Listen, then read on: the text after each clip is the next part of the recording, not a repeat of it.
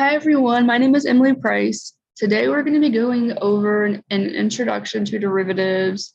It's really important that you guys have a good understanding of what a derivative means, what the word means graphically, mathematically, when you're looking at it on a curve. Okay, so basically, let's start off with just talking about secant lines versus tangent lines. So you may not be familiar with the term secant line, but I assure you, you know what it is because it's a very talked about thing in algebra. So a secant line is basically just a line that connects 2 points on a curve. And to find the slope between those 2 points, you use the slope formula, change in y's divided by change in x's. And that should be very familiar. If not, then you can look up how to calculate slope formula from another video. And so what's going to be different about a derivative is going to be that slope or that rate of change at a specific point. So in this example, we are focusing on the point P, which is this point where the red dot is. So basically, we can see the rate of change or the slope at the specific point is denoted by this red line. And this red line is going to be called the tangent line, okay? And the derivative, all the derivative is just what is that slope at that specific point? What is that rate of change at that specific point? And we calculate it basically the same way as we would the slope of a secant line, right? So the only difference is we're going to be focusing on one specific point rather than 2 points, okay? And we can see that if we shorten the distance between our chosen point P and another point, in this example, Q1, Q2, Q3, and Q4, as we minimize that distance, the x distance between those points, we can see that that slope gets closer and closer to the slope of our tangent line. So the main idea in this video is if we basically take that distance and as that limit of the distance approaches 0, that is going to be the slope of our tangent line. Okay, so what this looks like as a formula is basically the exact same as our slope formula, just the limit as that distance approaches 0. Okay, so here I have our normal slope formula, which is the slope of the secant line, but then I also have written slope of the tangent line, which is equal to the limit as that distance approaches 0. Okay, so here I have an example walkthrough using what is called the difference quotient. So if we take the limit as that distance approaches 0 of the slope, that is called the difference quotient. Okay, and that is also equal to the derivative. So in this case, just notation wise, so you guys are familiar with this. If you ever see an F with the apostrophe, that's called an F prime, and that is denoting the derivative. Okay, so in this case, f prime of x is equal to the limit as h approaches 0 of the difference quotient. Okay, so in this particular example, if f of x is equal to negative x squared minus 4x plus 7, what is f prime of 3 using the difference quotient method? Okay, so whenever I say f prime of 3, what that means graphically is what is the rate of change at the x value 3. Okay, so how we're going to do this is we're first going to set up our difference quotient, and then we're going to evaluate the limits. All right, so let me first just write everything. So our f of h plus h, all that means is sometimes people get confused with the notation. All that means is you're just plugging x plus h into x in your function. Okay, so in this case, we have a negative x plus h squared minus 4x plus h plus 7. Okay, and this entire thing that I just wrote, that is equal to f of x plus h. Okay, but then still in the numerator, we have this minus f of x. F of x is just our function. And you want to make sure you use parentheses here because we're subtracting the entire function, not just the first part of the function. Okay, so we have negative x squared minus 4x plus 7. Okay, and this entire thing is divided by h. Okay, remember, and in this case, h is just that difference in our x's, right? So we want that x distance to be as small as possible. And that's why we're going to be taking the limit as that x distance approaches 0. Okay, so now once we have everything plugged in, we just want to basically do algebra, evaluate, and then simplify. So we have negative x plus h squared. So if you ever have two things being added that are squared, the shortcut is to square the first term, square the last term, multiply the two terms, and double it. Okay, so in this example, we're going to square the first term, which is going to be x squared, square the last term, h squared, multiply the two terms together, x times h, that's just going to be xh, and then double it, so that's going to be 2xh. Okay, if that did not make sense, then you can go through it the long way of using the FOIL method, and that's 100% fine. Okay, so then next we're going to distribute this -4. So we're going to have -4x minus -4h. And then over here, we want to make sure we distribute this subtraction. So we're going to end up with a plus x squared plus 4x minus 7. Okay, and in the denominator, we still have h. Okay. And then we just kind of want to further simplify. So we want to distribute this negative at the beginning. We're going to end up with negative x squared minus h squared minus 2xh minus 4x minus 4h plus x squared plus 4x minus 7, still divided by h. Okay. And then once you get to this step where your parentheses are gone and everything has been distributed, you want to try to cancel as many terms as possible. And in this case, any term that does not have an h should cancel. If you have a term that does not have an h that does not cancel, then you have done something wrong. Okay. So in this case, our negative x squared here and our positive x squared here cancel. Our negative 4x and positive 4x cancel. Oh, and then here I had forgot to write a plus 7 here.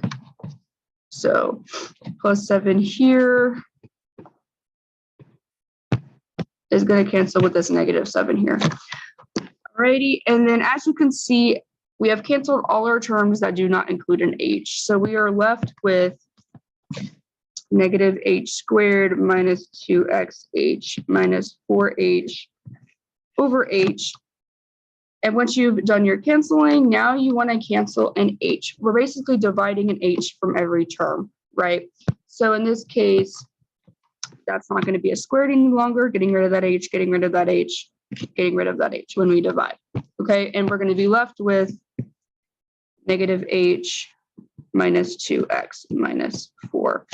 Okay, so now we want to actually evaluate the limit. So as the limit of h approaches 0, in this case, we just have a polynomial, so we can plug in 0 for h. If we plug in 0 for h, that limit is going to be equal to negative 2x minus 4.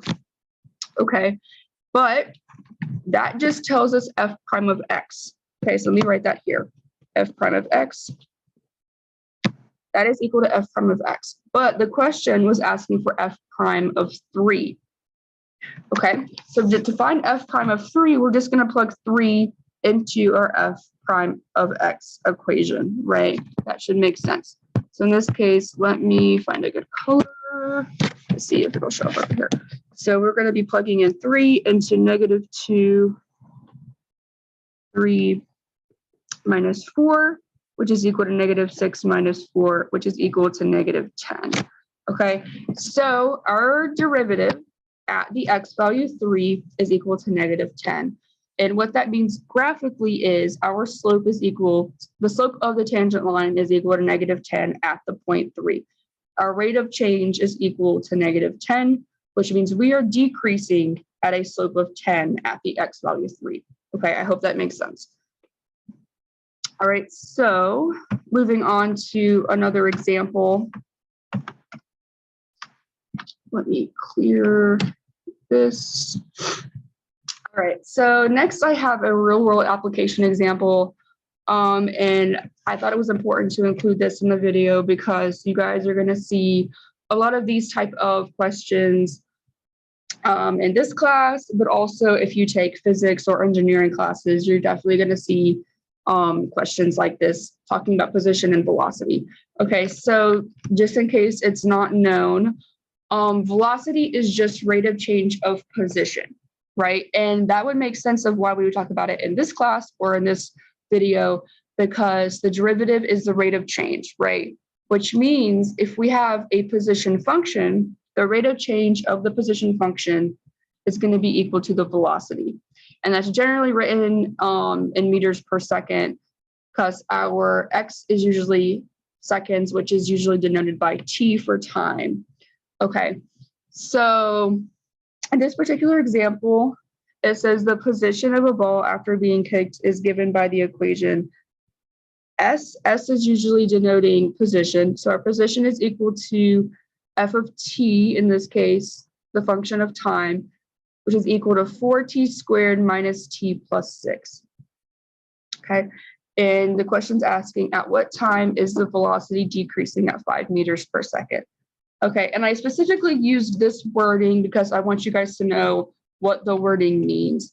So if we want to know what time the velocity is decreasing at 5 meters per second, velocity, we already know that means derivative, right? Decreasing, that means that our velocity is going to be negative, okay? So if we were increasing at 5 meters per second, that would be a positive 5 meters per second. We're decreasing at 5 meters per second. That means our slope is negative. That means we're going down. Okay, so we want to keep that in mind whenever we are setting up our equation later in the problem. Okay, so first let's just find the derivative, and we're going to do it using the difference quotient like we did in the last example. Let me do some annotation.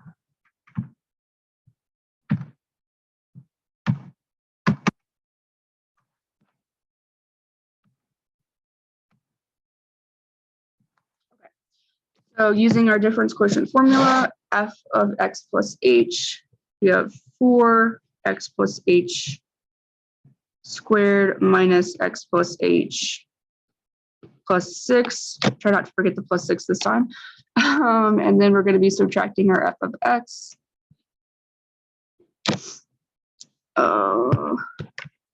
Too many variables. Okay. 4t squared minus t. Let's use x since that is what is used in the difference quotient formula.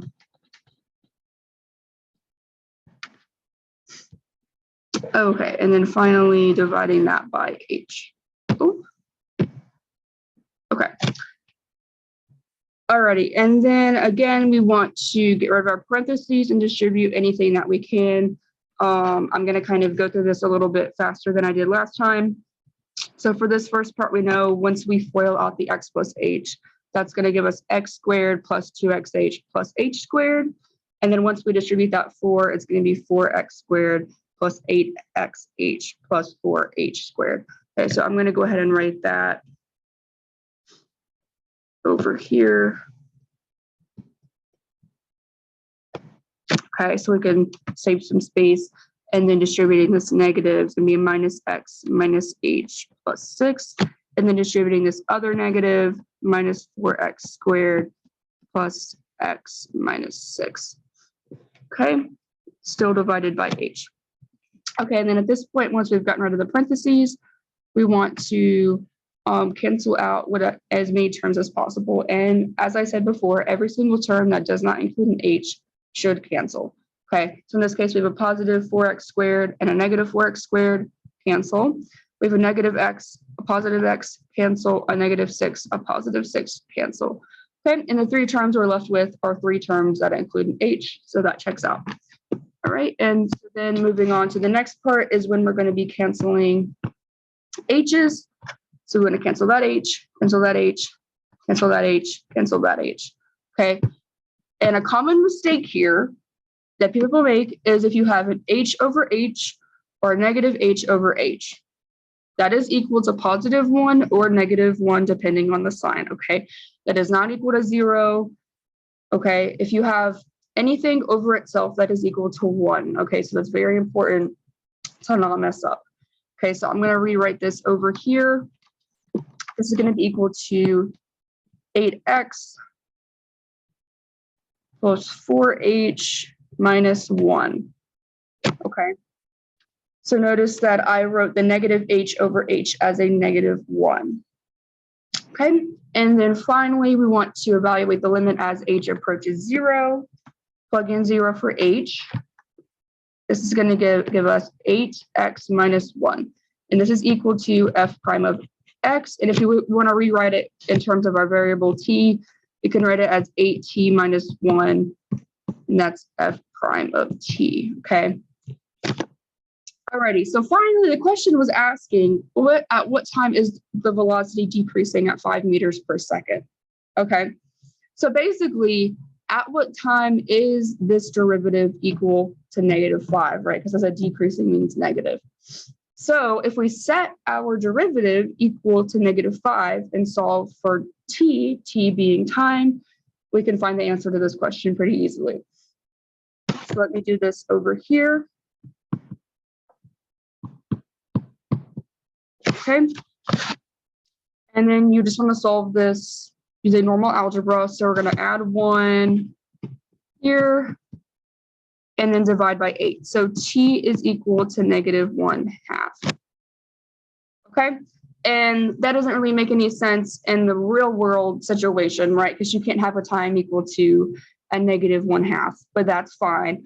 I just wanted to use this example so you guys could see a real world example of how to apply the difference quotient formula. Okay, so yes, the answer does not make sense, but that's okay. I just wanted you guys to see an example.